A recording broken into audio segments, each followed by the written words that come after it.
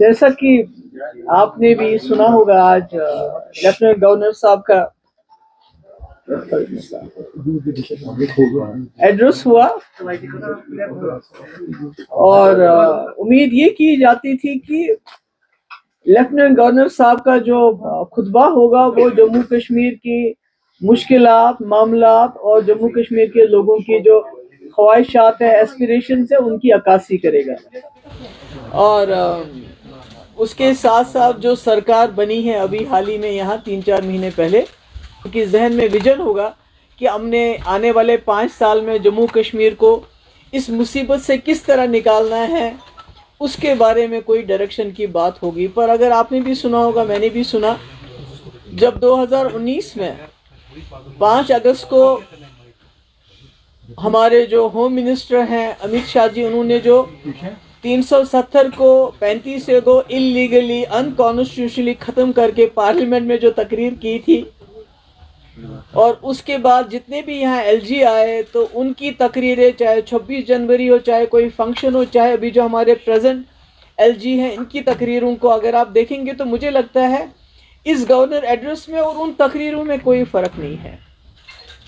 पहले डे 1 जिस दिन ये जम्मू कश्मीर के साथ ये मामला किया गया, उसको मैं कांड कहती हूँ, डाका डाला गया, उसी दिन से होम मिनिस्टर साहब ने उस वक्त floor of the house statehood की बात की। और उसके बाद जितने भी एलजी आए, जितने भी बाहर से जो भी हमारे मिनिस्टर्स आते हैं, कोई आते हैं, तो वो उसी बात को दोहराते हैं कि भाई स्टेटहुड मिलेगा। पर मेरा ये मानना है जम्मू कश्मीर के लोगों के जो मामलात हैं, जो मुश्किलात हैं, वो स्टेटहुड तक महदूद नहीं है। और अनफॉर्चुनेटली ऐसा लगता है कि जो बीजेपी का जो एजेंडा है, जो उनकी पॉलिसी है जम्मू कश्मीर को लेके, कहीं ना कहीं ये जो अभी इतनी भारी अक्सरियत से लोगों ने जिस सरकार को चुना है, उसका एक्सटेंशन बन गई है।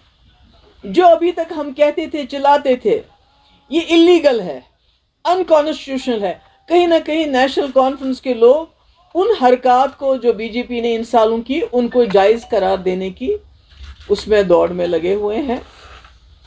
और जितना भी हमारा डिसएम्पावरमेंट हो गया 2019 के बाद, डिसपोजेशन हो गया है, उसको एड्रेस करने की कोई बात नहीं है कहीं पर भी। और अनफॉर्चुनेटली हमारे चीफ मिनिस्टर साहब कहते हैं कि मैं जी केजरीवाल नहीं बनना चाहता हूँ। आपको कोई केजरीवाल बनने के लिए नहीं कह रहे हैं, मगर खुदारा अपने लोगों की इज्जत नफ्स, उनके हुकूक के लिए तो खड़े हो जाइए। ये मतलब चीफ मिनिस्टर बनना तो ठीक है, मिनिस्टर बनाना तो ठीक है, मगर इसका मकसद क्या है? आपको लोगों ने वोट किस लिए दिए हैं?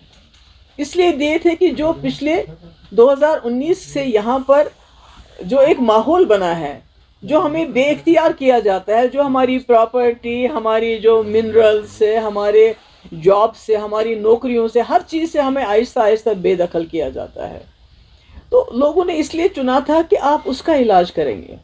गवर्नर एड्रेस में तो उस रेजोल्यूशन जो नेशनल कॉन्फ्रेंस क्लेम करती है, दावा करती है कि हमने जी 370 पर रेजोल्यूशन लाया, हालांकि उसमें उस 370 का कहीं जिक्र नहीं था। गवर्नर एड्रेस में उसकी भी जुर्रत नहीं की है इस कैबिनेट ने कि उसका तज़किरा हो। तो मैं समझती हूँ कि ऐसे में हम और क्या कहें, यही कहेंगे कि हमें तो ताना देते हैं ये, आपने जी बीजेपी के साथ सरकार बनाई, मगर हमने बीजेपी के साथ सरकार बनाने के बावजूद यहाँ पीडीपी का एजेंडा चला। जो एजेंडा ऑफ अलायंस बना वो भी पीडीपी का एजेंडा था। जो हमने 2 साल, मैंने और 10 महीने मुफ्ती साहब ने बीजेपी के साथ काम किया, उसमें भी पीडीपी का एजेंडा चला।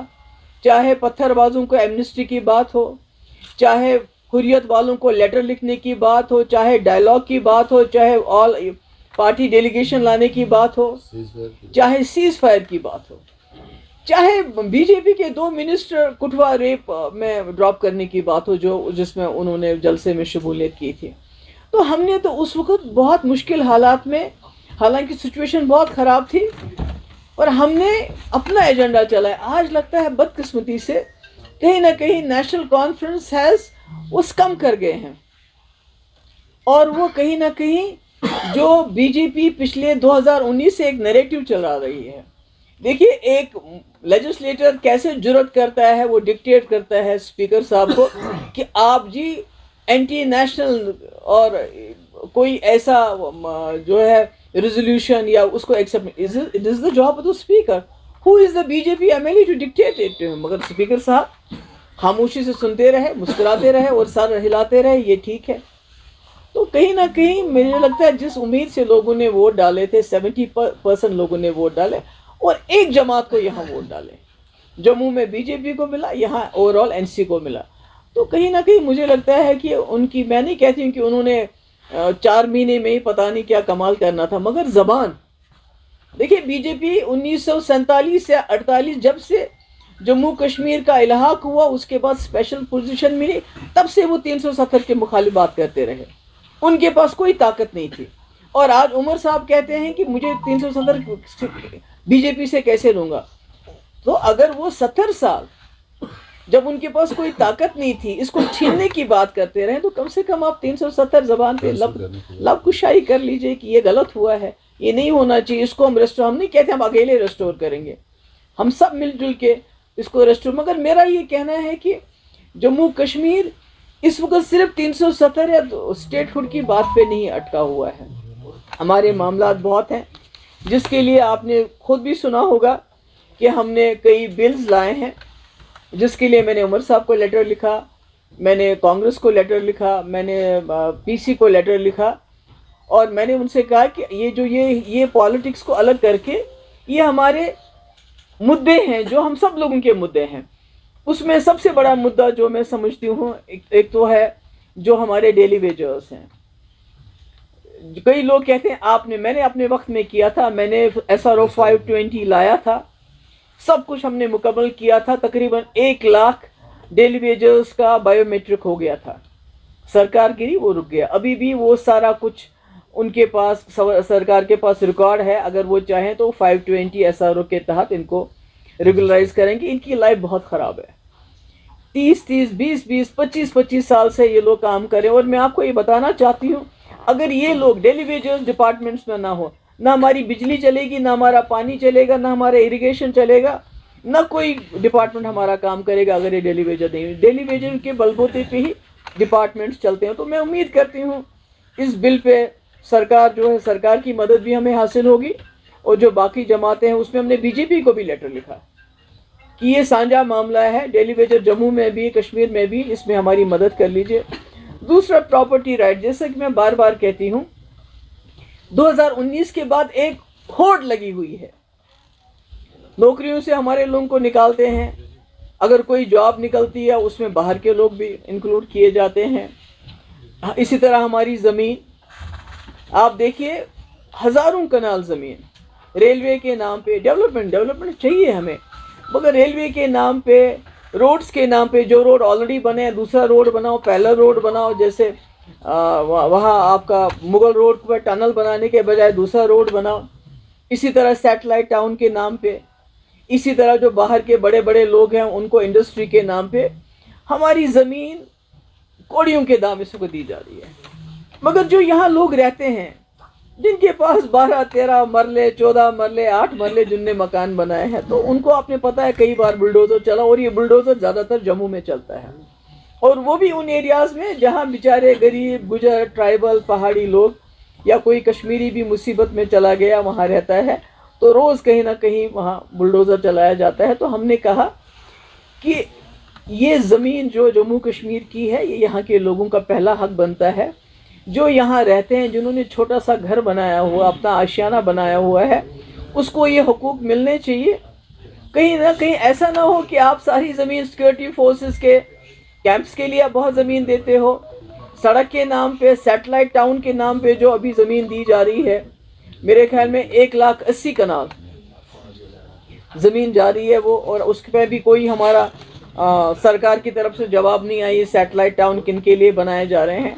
तो अगर इसी तरह हमारी ज़मीन जाती रही और हमारे लोगों को बुलडोज़र का सामना करना पड़ा छोटी छोटी जगह बचाने के लिए, तो कहीं हमारी सिचुएशन, हमारे हालात, चाहे वो जम्मू का डोगरा हो, चाहे वो कश्मीरी हो, चाहे हमारा गुजर हो, पहाड़ी हो, जो भी लोग हैं इस जद में आते हैं, हमारे हालात रोहिंग्यास जैसे ना हो जाए। तो इसलिए मेरी फिर से गुजारिश है सरकार से और उनकी जो इकाइयाँ, उनके साथ जो उनके अलायंस पार्टनर है और पीसी से और बीजेपी से, इसमें हमारी मदद कर लीजिए कि ये प्रॉपर्टी राइट्स उनको दिए जाएं जिनके पास इस वक्त छोटे छोटे घर हैं इसमें गवर्नमेंट लैंड में।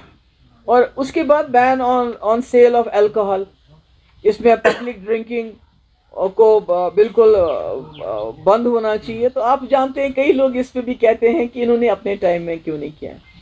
आप लोग गवाह हैं, 2019 से पहले चाहे नेशनल कॉन्फ्रेंस की सरकार थी या हमारी सरकार थी, पीडीपी की सरकार 1947 से लेके आज तक मुफ्ती साहब कुल 3 साल और 10 महीने चीफ मिनिस्टर रहे और मैं 2 साल रही हूँ।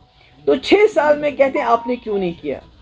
तो मैं ये कहना चाहती हूँ, आपको भी मालूम है इससे पहले 2019 से पहले 2 दुकानें कैंटोनमेंट में होता था और डलगेट में होती थी। अगर आप आज देखेंगे, आज ये बहुत बड़ी वबा है। और दूसरी जो टूरिज्म को लेके बात करते हैं कि ये टूरिज्म के लिए है, तो मैं कहना चाहती हूँ कि पूरे मुल्क के अंदर अगर कहीं टूरिस्ट सेफ है, सबसे ज़्यादा टूरिस्ट जो लड़कियाँ, जो लेडीज़, हमारी बहनें, हमारी बच्चियाँ अकेले ट्रैवल करती हैं, वो कश्मीर में करती हैं। वो इसलिए करती हैं कि यहाँ अभी हमारे जो समाजी जो समाज में अभी कुछ हमारे कदगन लगे हैं, अभी हया है, बाप बेटे के सामने शराब नहीं पीता है। अगर अभी पीते भी हैं छुप छुप के पीते, पर जिस तरह इस शराब की दुकानों को यहाँ आम किया गया है पिछले कुछ सालों में, उससे ये एक लत बन चुकी है। अभी आप देखिए शराब की दुकानों के बाहर इतनी लाइनें होती हैं। उसके बाद मैं अभी देख रही थी एक वीडियो, कोई पकड़ के उसको घसीट रहे थे, उसको शराब पी के पता नहीं थी। तो मैं टूरिस्ट के लिए भी कह रही हूँ, खासकर हमारी जो बच्चियाँ बाहर से आती हैं, उनकी सबसे बड़ी सेफ्टी ये है कि जम्मू कश्मीर में अभी तक शराब कल्चर ओपन नहीं है, हो गया है पर अभी ओपन नहीं है। तो इसलिए मेरी गुजारिश है उमर साहब से भी, चलिए हमने नहीं किया, आप कर लीजिए, आप कर लीजिए। तो अगर आप करेंगे बहुत अच्छा होगा, अगर इस पर बैन लग जाए। और इसमें जो हमारे बच्चे, जो ड्रग एडिक्शन है हमारे बहुत ज़्यादा है, और ये जो कंबाइन होते हैं दोनों, तो ये बहुत ख़तरनाक है। ड्रग्स में तो पुलिस बहुत अच्छा काम कर रही है और उम्मीद करते हैं हम ज़्यादा काम करेंगे, मगर इसमें भी हम चाहते हैं ये हमारी मदद करें। इसके अलावा एक बहुत बदकिस्मती की बात है कि जो सेक्रेटरीट, असेंबली सेक्रेटरीट, वो कहते हैं आप फलानी डिपार्टमेंट पे कोई सवाल ही नहीं पूछना चाहते। तो मुझे ये बताइए कि जब हमने इलेक्शन के दौरान में वादे किए प्रिजनर्स को लेके, अभी हम जानना चाहते हैं कितने प्रिजनर्स हैं, कहाँ कहाँ बंद है, क्या है, वो कहते हैं आप ये सवाल ही नहीं पूछ सकते। तो फिर हम कहाँ जाएं? अगर हम नहीं पूछ सकते तो क्या ये फ़र्ज़ नहीं बनता है इस सरकार का कि वो गवर्नमेंट ऑफ इंडिया के साथ ये टेकअप करे? हमने भी एक जो है लेटर भेजा है, कम्युनिकेशन भेजा है, डीजी को भेजा है, चीफ सेक्रेटरी को भेजा है, हमारे वकील जो अब्दुल मजीद डार साहब है, सुप्रीम कोर्ट वकील है, खुर्शीद आलम की तरफ से, कि हमें लिस्ट बताइए कि हमारे जम्मू कश्मीर के कितने कैदी हैं, कहाँ कहाँ हैं, उनके नाम बताइए, ताकि वो बहुत गरीब घरों के लोग हैं। खासकर श्रीनगर में अगर आप देखेंगे उनके पास इतना पैसा भी नहीं है कि वो उनसे मिलने जाएं। हम चाहते हैं कि हमें पता चले ताकि हम कोशिश करें किसी न किसी तरीके से उनको कोई लीगल मदद दी जाए, मगर हमारे पास लिस्ट नहीं। दूसरा ये मेरी उमर साहब से मोतबाना गुजारिश है कि चलिए मानिए कि आप छोड़ नहीं सकते हैं इनको, ये जो प्रिजनर्स हैं, मगर कम से कम आप ये मामला तो उठाइए, उनको वहाँ से यहाँ शिफ्ट तो कर लीजिए। बहुत बुरी हालत है। कई ऐसे लोग हैं जो कैंसर के पेशेंट हैं, मतलब मैं नाम नहीं लेना चाहती, मैं नाम लूंगी कुछ लोगों का तो खुदा ना खास्ता उनको और तंग करेंगे। तो मैं इनसे यही कहूँगी कि कम से कम ये जो हमारे पॉलिटिकल प्रिजनर्स हैं उनकी हमें डिटेल चाहिए, उनके नाम चाहिए, वो कौन कौन से जेल में बंद हैं, उनका ट्रायल भी नहीं हो रहा है उनका, और जिनका ट्रायल होता है वो इतना स्लो है कि बेचारे माँ बाप कहाँ से लाएंगे इतना पैसा, इतने सालों साल ट्रायल चलाते रहेंगे। दूसरा ये जो पासपोर्ट अगर आप मिलता भी है पर नो फ्लाई लिस्ट पे आपका नाम है तो क्या करेंगे, उस पासपोर्ट का क्या फ़ायदा है? तो इसका चाहती हूँ कि जो नेशनल कॉन्फ्रेंस की सरकार है ये इशू को गवर्नमेंट ऑफ इंडिया के साथ टेकअप करे। और ये जो बिल्स हैं, पहले तो खैर मैं मीटर में नहीं जाऊँगी क्योंकि इन्होंने कहा था कि मीटर, उमर साहब ने, कि मीटरों को जो बात करेगा तो मैं खुद देख लूँगा अक्टूबर के बाद, मगर आज वो कहते हैं 100% मीटिंग होनी चाहिए और गवर्नर साहब ने उसका आज भी जिक्र किया है। मगर मैं कहती हूँ जो गरीब लोग हैं, जो इकोनॉमिकली बहुत वीक हैं, कम से कम उनको वन टाइम माफ़ी देनी चाहिए, माफ़ करना चाहिए। उनको जो फीस है हज़ारों में है, कईयों का लाखों में फीस आ गया है, वो बेचारे कहाँ से लाएंगे? और बिजली काट दी जाती है। तो उमर साहब सीतारमन जी से, ये निर्मला सीतारमन जी से सवाल उठाएं, उनसे बात करें कि हमारे यहाँ बहुत ही हालात ख़राब रहे, मुश्किलात रहे, तो कम से कम जो बहुत गरीब तबका है उनकी ये फ़ीस वन टाइम माफ़ की जाए। और इसके अलावा जो रिटर्न ऑफ कश्मीरी पंडित्स का जिक्र किया है गवर्नर साहब ने, ये तो रिवायती तौर पे हर इसमें गवर्नर एड्रेस में होता है, मगर हम जानना चाहते हैं कि वो क्या स्टेप्स लेना चाहते हैं, इसके लिए क्या करना चाहते हैं। ये तो हम कहते हैं ऑनरेबल, बट व्हाट ऑल अमली वो क्या करना चाहते हैं? बिकॉज हम भी चाहते हैं हमारे कश्मीरी पंडित यहाँ आए, उन्होंने 2 सीटें उनके लिए नॉमिनेशन, हम चाहते हैं नॉमिनेशन के बजाय अगर उन्होंने इलेक्शन में रखा होता उनके 2 सीटें रिजर्व, एक जम्मू में एक कश्मीर में, तो मुझे लगता है वो एक रास्ता खुल जाता है। कश्मीरी पंडित यहाँ इलेक्शन लड़ता, लोगों में उठता, घूमता, वोट मांगता, वो एक अच्छा रास्ता होता, पर वो नहीं किया। तो इसलिए मैं, ये है जो हमने खुर्शीद आलम साहब की तरफ से चीफ सेक्रेटरी को और डीजी को लेटर गया है कि हमें जितने भी प्रिजनर्स हैं जम्मू कश्मीर के, उनकी लिस्ट दे दीजिए। हम आरटीआई भी करना चाहते हैं, मगर पहले भी किसी ने आरटीआई किया गया तो उसको ये जवाब मिला कि ये सिक्योरिटी मामला, इसका हम जवाब नहीं दे सकते हैं। इसलिए we went directly to chief secretary and DG साहब। हम चाहते हैं इन घरों की किसी न किसी तरीके से कोई ना कोई मदद हो जाए, और मैं उम्मीद करती हूँ कि उमर साहब इनका मसला उठाएंगे कि इनको यहाँ शिफ्ट किया जाए।